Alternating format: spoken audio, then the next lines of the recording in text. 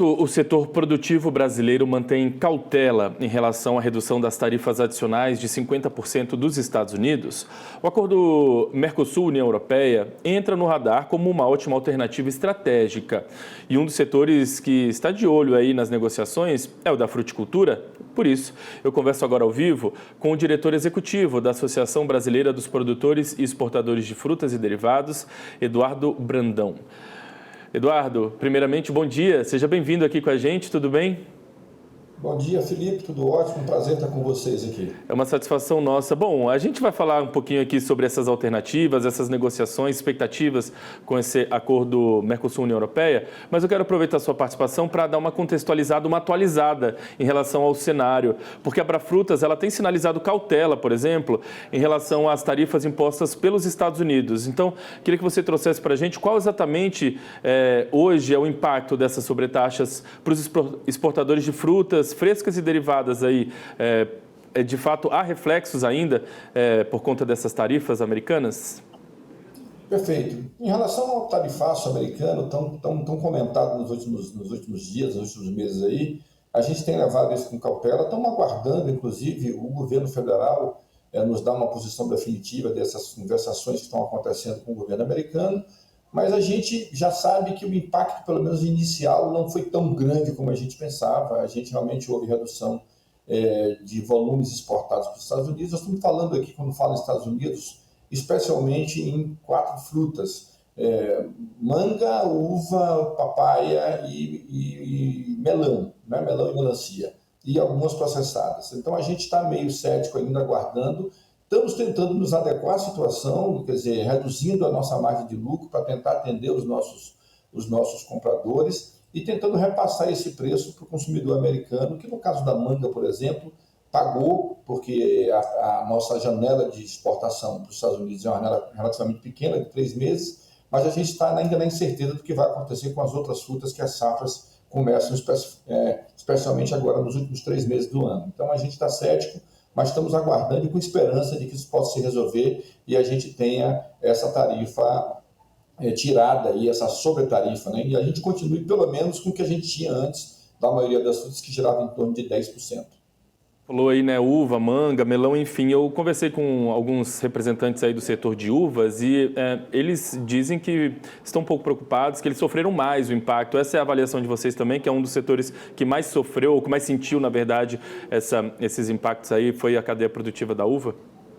Certamente. A gente tem os Estados Unidos, como essa época agora que a gente começa as exportações, agora em outubro, um destino importante para a uva brasileira, sobretudo as uvas brancas, que a gente fala que são as uvas verdes, que a gente chama, mas são uvas que estão apreciadas pelos americanos, e com essa sobretarifa, muitos dos produtores se viram obrigados a mudar o destino dessas frutas para o mercado interno e para outros destinos do mundo, por conta na hora de fechar a conta ficou inviável essa exportação. Então, a informação que a gente tem desse início de exportação é que os volumes foram reduzidos em torno de 70%, falando de uva especificamente, os volumes enviados aos Estados Unidos quando comparado ao início da safra do ano passado.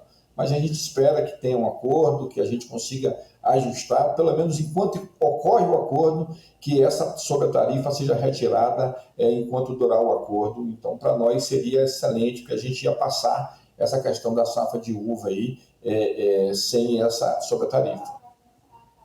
Em paralelo a esse cenário, né, existe aí as negociações, os avanços esperados no acordo entre Mercosul e União Europeia. E a gente vê que dentro desse acordo, é claro, tem muita expectativa do setor agrícola. Como o segmento das frutas, né, como a fruticultura avalia e espera aí, de repente, uma negociação com a União Europeia? Vocês estão otimistas? Que tipo de benefícios aí vocês esperam com um eventual acordo de fato? Bem, Felipe, a gente está muito otimista. Esse acordo Mercosul-União Europeia para nós é crucial para o desenvolvimento. A fruticultura vem crescendo muito nos últimos anos. A gente vai crescer esse ano, inclusive, em taxas superiores a 2 dígitos no volume exportado. Mas a gente está crescendo desta forma que eu estou te falando. Hoje, agora vamos crescer, vamos fechar esse ano possivelmente acima dos 20% de volume exportado em crescimento em relação ao ano passado. Porém, a gente ainda não é tão competitivo como poderia ser, né?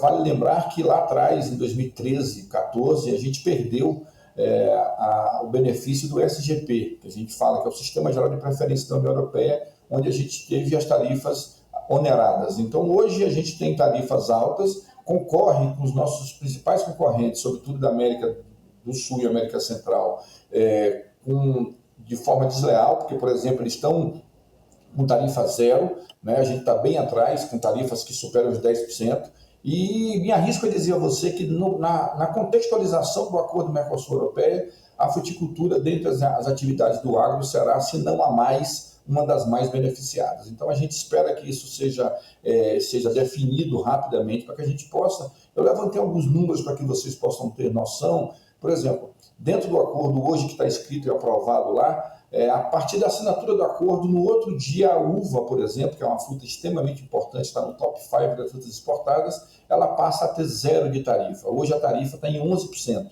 Assinou o acordo, ela passa a ser zero. Entendam a competitividade, como a gente vai ficar competitivo no mercado, que a gente já é muito importante. Então, limão, outra fruta que está no top 5, ela tem hoje 14% e vai ser desgravada ao longo de 7 anos, chegando a zero. Então, no primeiro ano, ela já perde 12,5% desse total. Então, a gente tem esperança de que isso aconteça. Frutas como melão e melancia também, que vão ser desgravadas com 7 anos. E a gente tem também maçã, uma fruta importante, que será desgravada ao longo de 10 anos. Então, eu volto a dizer que para nós, da fruticultura, da cadeia produtiva da fruticultura, uma atividade de extrema importância socioeconômica para o Brasil, será muito beneficiado e vai mudar a cara da exportação de frutas do Brasil e vai mudar também positivamente para o Brasil como um todo.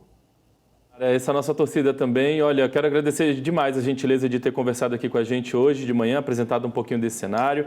Em breve a gente volta a conversar com certeza aí sobre os avanços das negociações, as expectativas da Abrafrutas, viu? Obrigado mais uma vez, um bom restinho de semana. Obrigado, Felipe. Tudo de bom para vocês. Foi um prazer estar com vocês aqui. Valeu.